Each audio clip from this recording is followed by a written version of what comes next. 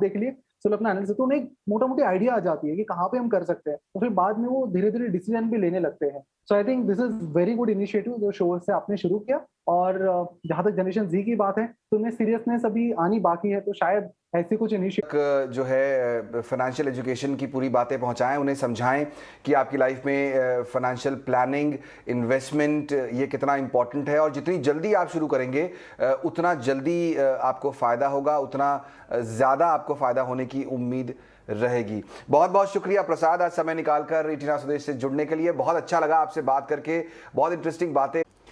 चलिए आगे बढ़ाते हैं शो को और हमारे एक और मेहमान को शामिल करते हैं। अमित कुकरेजा जी हमारे साथ अब जुड़ गए हैं, जो हमारे आज दर्शकों के सवालों के जवाब देने वाले हैं। अमित, बहुत बहुत स्वागत आपका ईटी नाउ स्वदेश पर। चलिए शुरुआत करते हैं, और हमारे साथ पहला सवाल लेने के लिए एस.के. गांधी जी मौजूद हैं। गांधी साहब नमस्कार। नमस्कार सर। बताइए क्या सवाल है सर आपका? थ्रू म्यूचुअल फंड्स में इन्वेस्ट कर रहा हूँ। करीब कितनी एसआईपी जाती होगी आपकी हर महीने? हाँ जी, करीब कितनी एसआईपी जाती होगी आपकी हर महीने? 25,000। ओके। और पिछले कितने साल से आप ऑलरेडी इन्वेस्टमेंट कर रहे हैं? 5-6 साल हो गए। ठीक है, और आपका गोल क्या है अब यहाँ से आगे? So after my retirement means 50,000 per month. Okay, 50,000 per month का कॉर्पस आप चाहते हैं। ओके, ठीक है। तो is this portfolio is okay for this? और बिल्कुल अच्छा सवाल, चलिए पता करते हैं। अमित, इनके पास 25,000 की एक एसआईपी, 25,000 की एसआईपी जो इनकी चल रही है 4 अलग अलग तरह के फंड में। रिटायरमेंट जब आएगा इनका तो चाहते हैं कि हर महीने 50,000 रुपए तक की इनकम कुछ हो जाए खर्च के लिए। क्या आपको लगता है इनका पोर्टफोलियो ठीक है? देखिए मिस्टर गांधी, आपके क्वेश्चन में बहुत ही इंपॉर्टेंट इंफॉर्मेशन मिसिंग है, पर मैं आपको एक हाई लेवल रिकमेंडेशन दे देता हूं। उसमें आपका current total portfolio size, EPF, PPF, NPS, equity mutual funds, fixed deposits, date funds, real estate, सब कुछ इकट्ठा एक टोटल एसेट्स का एक टेबल बनाएं, और उसके बाद आपको एक रिवर्स कैलकुलेशन करनी है कि अगर आपकी एज 95 या 90 या 85 एक्सपेक्टेड है और आप retire age an expense withdrawal करने के लिए आपका पोर्टफोलियो का size on completion of your 60th year कितना होना चाहिए। तो पहले तो आप टोटल एसेट्स का एक लिस्ट बनाएं, और टोटल रिटायरमेंट पोर्टफोलियो या रिटायरमेंट कॉर्पस जो आपका जरूरी है, रिक्वायर्ड है बेस्ड ऑन 50,000 पर मंथ, वो कितना होना चाहिए। इन्फ्लेशन का एजम्पशन करना पड़ेगा। तो एक रिटायरमेंट प्लानिंग जो है, ये नंबर मिल जाएगा कि 60 साल जैसे ही आपके कंप्लीट होंगे और आप रिटायरमेंट शुरू करेंगे, तो उस समय आपके पोर्टफोलियो का साइज कितना होना चाहिए। ये तो हो गई बिग पिक्चर एडवाइस। अब आते हैं आपकी टैक्टिकल रिक्वायरमेंट पे। आपने पूछा है मैं 25,000 इन्वेस्ट करता हूं और ये 4 स्कीम है, तो मेरे पास रिकमेंडेशन है कि 2 स्कीम में आप अपनी इन्वेस्टमेंट कंटिन्यू करें। वो है एक्सिस मिड कैप और फंड है। और अगर आप इस कॉम्बिनेशन को और इस कॉम्बिनेशन से एक्यूमुलेट किया हुआ पैसा अगले 10 साल तक होल्ड कर सकते हैं, तो ये बहुत अच्छा कॉम्बिनेशन है। लेकिन अगर आप 5 साल के बाद इसको विड्रॉ करना चाहते हैं, तो मिड कैप में आप इन्वेस्ट करना बंद कर दें, ब्लू चिप में चलते रहें। जो बाकी 2 स्कीम्स है, आदित्य बिरला सन लाइफ फ्रंटलाइन इक्विटी और कोटक फ्लेक्सी कैप, इसमें इन्वेस्टमेंट आप बंद कर सकते हैं। इक्विटी इन्वेस्टमेंट रिस्की इन्वेस्टमेंट होता है, मार्केट साइकिल होती है। अगर आपका होल्डिंग पीरियड 8 साल 9 साल है, तो आप इसमें बहुत अच्छा पैसा कमा सकते हैं। लेकिन अगर वो 5 साल से शॉर्ट है, तो मुझे नहीं लगता आपको इक्विटी में पैसा लगाना चाहिए, आपको डेट फंड में पैसा लगाना चाहिए। तो काफी मिसिंग पीसेस हैं, इसलिए मैं आपको कहूं रिटायरमेंट पोर्टफोलियो कैलकुलेशन की एडवाइस एक इन डेप्थ एक्सरसाइज है जो आपको करनी पड़ेगी किसी एक्सपर्ट के साथ। और फिर उसमें इक्विटी एलोकेशन कितना होना चाहिए, फिक्स्ड इनकम कितना होना चाहिए, कितना गारंटीड इनकम बॉन्ड्स होने चाहिए, कितना इन्फ्लेशन बीटिंग इक्विटी एलोकेशन होना चाहिए, कितना रियल एस्टेट रेंटल इनकम वाला होना चाहिए, वो सब एक कॉम्प्रिहेंसिव कॉन्वर्सेशन है जो आप किसी एक्सपर्ट के साथ करके अपना सलाह जो है वो काफ़ी हद तक क्लियर है। नंबर 1, आपको किसी एक्सपर्ट के साथ बैठना है और सिर्फ ये 4 फंड जो आपने बताए हैं उनके बेसिस पर पूरी तरह से सही एडवाइस दे पाना शायद संभव ना हो, इसलिए आपके पास क्या क्या चीज़ें और अवेलेबल हैं, आपका जो पूरा फाइनेंशियल पोर्टफोलियो है उस पर आपको डिस्कशन करना होगा किसी एक्सपर्ट के साथ बैठकर। हालांकि जो फंड्स आपने बताए हैं उसमें यहाँ पर जो लार्ज कैप फंड में लगाना चाहिए पैसा मिराज एसेट के, और साथ ही साथ ICICI प्रू ब्लू चिप के बदले आपको कोटक बैलेंस फंड में लगाना चाहिए। तो ये अगर आप सिर्फ फंड्स के बारे में जानना चाहते हैं तो ये है, लेकिन रिटायरमेंट प्लानिंग अगर आप पूरी तरह से कर रहे हैं तो आपको किसी एक्सपर्ट से मिलने की ज़रूरत है जो आपको पूरे आपके फाइनेंशियल जो इन्फॉर्मेशन है उसको गैदर करेगा और फिर आपको एक सही सलाह दे पाएगा। चलिए आगे बढ़ते हैं, हमारे अगले कॉलर है। फाइन, बढ़िया, बताइए क्या सवाल है आपका। हाँ सर, मैंने तो अपना एक SIP पोर्टफोलियो पहले वो मैसेज के थ्रू भेजा है, क्या मैं वो रिपीट करूँ पोर्टफोलियो? नहीं, पूरा पोर्टफोलियो नहीं, आप कुछ बेसिक बातें बताइए। आप फिलहाल आपकी SIP चल रही है? हाँ, अभी मेरी कितने पैसे आप इन्वेस्ट कर रहे हैं हर महीने? एजुकेशन, मैरिज और मेरी रिटायरमेंट। तो मैं एजुकेशन, डॉक्टर की मैरिज और आपकी रिटायरमेंट। टीचर हूँ और मुझे मेरा EPF चल रहा है और मैं PPF में भी कुछ कंट्रीब्यूट कर रहा हूँ। तो मेरे पोर्टफोलियो में 2 इनके साथ एक प्रॉपर मिड कैप है, एक स्मॉल कैप है और एक फ्लेक्सी कैप है। करेक्ट। तो क्या मुझे मेरे पोर्टफोलियो में जो Mirae asset emerging blue chip fund है, क्या वो रखना चाहिए या उसे मैं अभी हटा दूं? मतलब कि वो मैंने रिसेंटली ही 10 महीने से वो चालू किया है उसमें SIP। तो मैं उसको रखूं या रिमूव कर दूं? क्योंकि ऑलरेडी मेरे पास इंडेक्स फंड है और एक ठीक है। चलिए अमित जी से पता कर लेते हैं कि जिस तरह का इन्वेस्टमेंट आप कर रहे हैं अभी वो आपके गोल्स को मीट करने के लिए इनफ है कि नहीं। अमित, जो पोर्टफोलियो दिख रहा है उसमें इंडेक्स फंड भी हैं, मिड कैप फंड भी हैं, एक्सिस और SBI का स्मॉल कैप फंड भी है, इमर्जिंग मिराज एसेट का इमर्जिंग ब्लू चिप, पराग पारिक फ्लेक्सी कैप। तो डाइवर्सिफिकेशन तो जरूर दिख रहा है, लेकिन पूरा हो पाएगा? मैं इनकी इन्वेस्टमेंट स्कीम्स देख रहा हूं और इन्होंने जो स्कीम्स चूज किए हैं वो सब अच्छे हैं, वो अच्छी परफॉर्मेंस वाले हैं। इन्होंने शायद किसी टीवी शो से या थोड़ा सा रिसर्च करके इन्होंने इनको आइडेंटिफाई किया है। तो स्कीम्स तो इनकी अच्छी हैं। मिस्टर सुब्रता, आप इसी में ही पैसा कंटिन्यू करें। डॉटर का वेडिंग, आपका रिटायरमेंट, जो सब 15 साल के बाद। और अगर इतना अच्छा आपके पास होराइजन होता है और अच्छी स्कीम होती है तो आप काफी वेल्थ एक्यूमुलेट कर लेते हैं। तो गुड थिंग इज आपने स्कीम्स अच्छी चूज की हुई हैं, ड्यूरेशन आपने अच्छा चूज किया है। तीसरी अच्छी चीज है कि आपको पावर ऑफ कंपाउंडिंग का बेनिफिट अच्छा मिलेगा अगर आप इन चीज में कंटिन्यूड रखेंगे, क्योंकि आपका होराइजन है। इन्फ्लेशन 6% रखिए, तो आप करंट कॉस्ट को इन्फ्लेशन से एडजस्ट करके एक फ्यूचर कॉस्ट का फिगर निकालिए और फिर SIP कीजिए। तो मैं आपको कुछ नंबर देना चाहता हूँ, आप उन नंबर्स को सुन के घबराना मत। मैं खाली आपको एक अवेयरनेस दे रहा हूं ताकि आप अकॉर्डिंगली अपने प्लान को रीडू कर सके। जो एजुकेशन आज 30 लाख रुपए कॉस्ट कर रही है, 10% के इन्फ्लेशन से वो एजुकेशन 17 साल के बाद 1,52,00,000 रुपए कॉस्ट। आपको एक्यूमुलेशन 1,52,00,000 का करना है, जिसके लिए आपको 23,000 रुपए की SIP चाहिए। जो वेडिंग एक्सपेंस आपको 30 लाख रुपए आज कॉस्ट कर रहा है, वो 6% की इन्फ्लेशन के बाद 1,15,00,000 रुपए हो जाएगा 23 साल के बाद। उसके लिए आपको 8,600 रुपीज की SIP करनी होगी। तो आपकी SIP फिगर्स बढ़ गए, 23,000 और 8,600, ये 31,000 एजुकेशन गोल के लिए। रिटायरमेंट की तो मैं अभी बात ही नहीं कर रहा हूँ, मान लेते हैं कि 3.5 करोड़ विल बी सफिशिएंट। तो आप इस हिसाब से प्लानिंग कीजिए, इन्फ्लेशन को नजरअंदाज मत कीजिए, वो ही आपका सबसे बड़ा प्लान चौपट करने वाला एक वेपन हो सकता है। तो आप इन्फ्लेशन को दिमाग में रखते हुए रीडू कैलकुलेशन कीजिए। स्कीम्स, आई एम श्योर आपको एक्स्ट्रा इनकम होगी और ये सारे SIP टारगेट अमाउंट्स अचीव हो जाएंगे। नहीं हो पा रहे हैं तो निराश मत होइए, योर टाइम विल कम।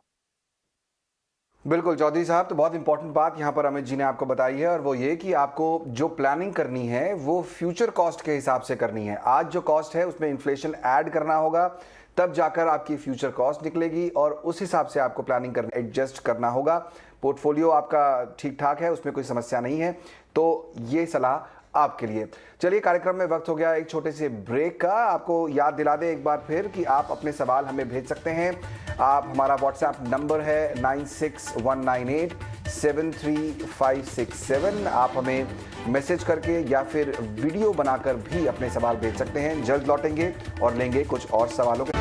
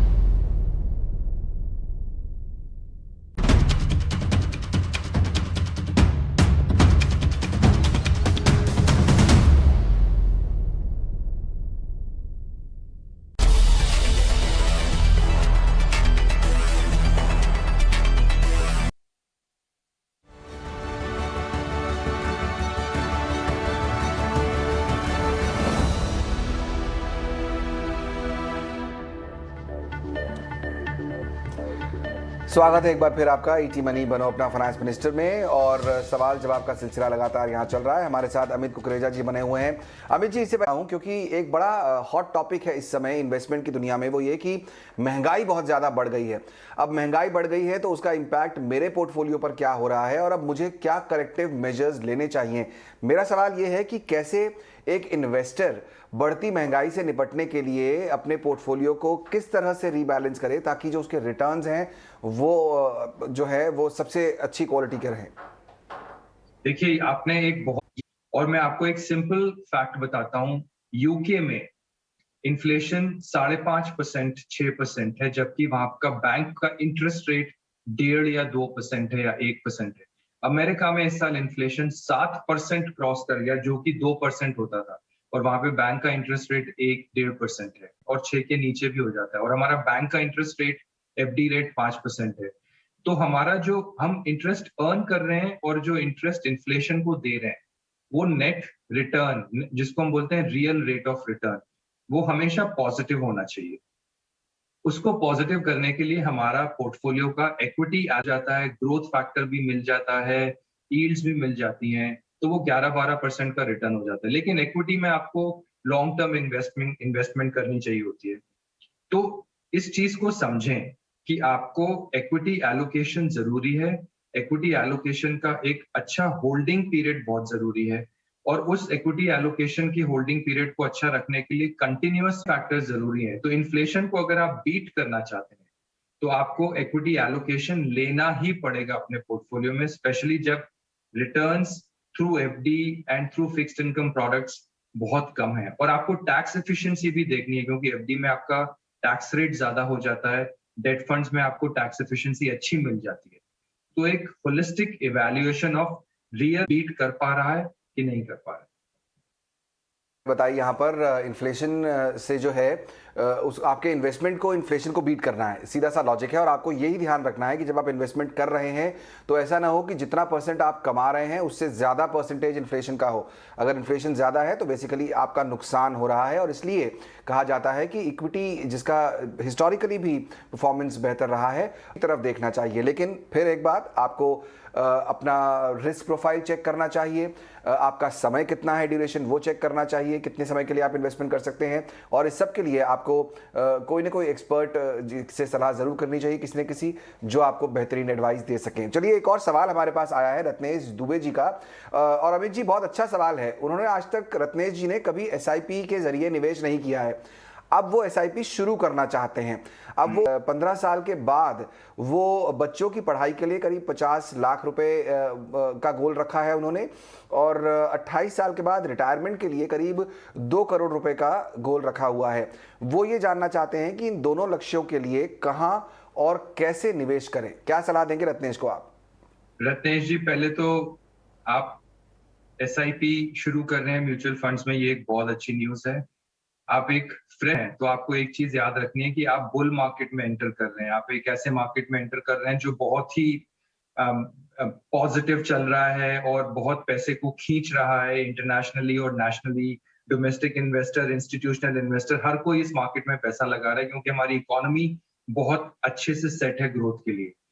आपको एक बेयर मार्केट की भी प्रिपरेशन करनी है, तो आपको ये समझ लेना है कि जब ये मार्केट नीचे जाए, उस चीज को आप याद रखिएगा। इसको हम इन्वेस्टिंग साइकोलॉजी या बिहेवियरल साइकोलॉजी भी बोलते हैं। अपने बिहेवियर को कंट्रोल्ड रखिएगा और फोकस्ड रखिएगा।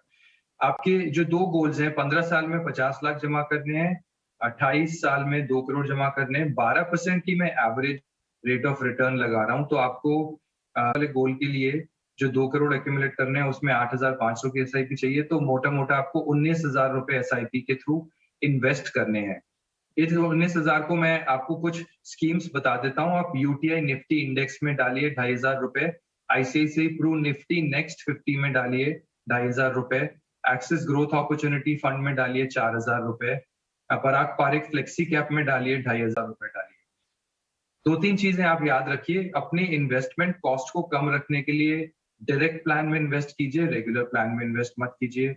नंबर 2, अपने प्लानिंग की एक्सरसाइज को और एफिशिएंट बनाने के लिए किसी फाइनेंशियल प्लानर से लॉन्ग टर्म एसोसिएशन कीजिए, जो आपके गोल्स को और आपके पोर्टफोलियो को अच्छे से मैप करके आपकी लाइफ को और फुल। सवाल आंसर किया है इसी शो में।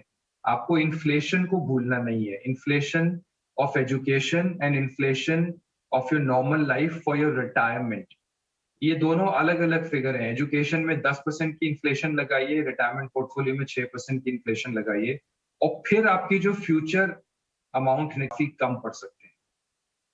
करेक्ट। तो बिल्कुल बढ़िया बात है। यहाँ पर बहुत अच्छी बात जो आप कर रहे हैं इस समय रत्नेश जी, वो ये कि SIP के जरिए निवेश करने का प्लान बना रहे हैं। सबसे अच्छी बात तो यही है। आपको बता दिए हैं फंड्स यहाँ पर अमित जी ने, जिन पर आपको फोकस करना चाहिए, और साथ ही साथ करीब करीब 19,000 रुपये तक की आपको SIP करनी होगी, तो उस पर आप फिलहाल फोकस करें। अमित, ये वक्त हो गया है जानने का कि हमारे जो मेहमान हैं आज क्या खास लेकर आए हैं हमारे दर्शकों के लिए, क्योंकि अब वक्त है ये पूछने का कि क्या है आज का गुरु मंत्र।